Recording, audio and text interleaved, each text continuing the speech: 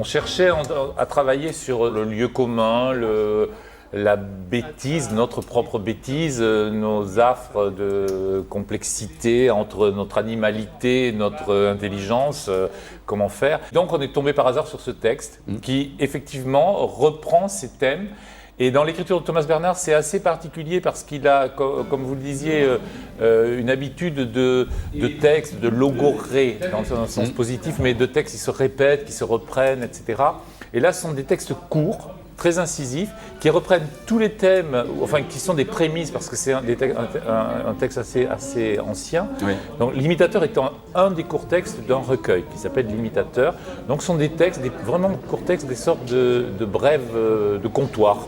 Donc de choses qui peuvent se passer autour d'une table, des gens qui se racontent des choses. Ce sont des sortes de faits divers, un peu trash à certains moments, mais des faits divers, quoi. Donc les tables, on s'installe pas tout de suite aux tables, on déambule, on fait des tas de choses. Le tribunal cantonal de Vels, on a demandé à l'homme quel projet il avait pour ce fils qui a été carbonisé dans l'incendie.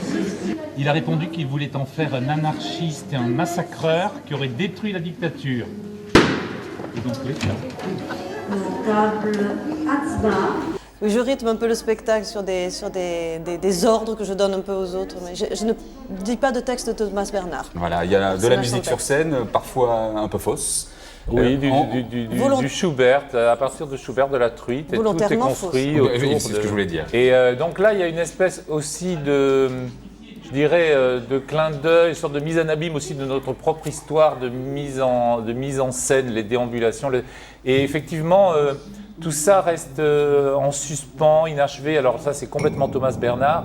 La difficulté à l'aboutissement, même au commencement. C'est-à-dire on se met à faire quelque chose, puis on n'arrive pas. Thomas Bernhard est très obsédé par ça. La mise au travail, la mise en action. Et c'est quelque chose qu'on aime beaucoup et c'est une vraie problématique de créateur aussi. Quand même. Il combat le lieu commun en permanence, donc il se remet lui-même tout le temps en question, en remettant tout en question. Donc évidemment, et alors il y a toujours un rapport au suicide, est-ce qu'on continue ou pas, est-ce que tout ça est utile, et cette espèce de gourmandise, de précision, de combat donne une force vitale et énorme finalement.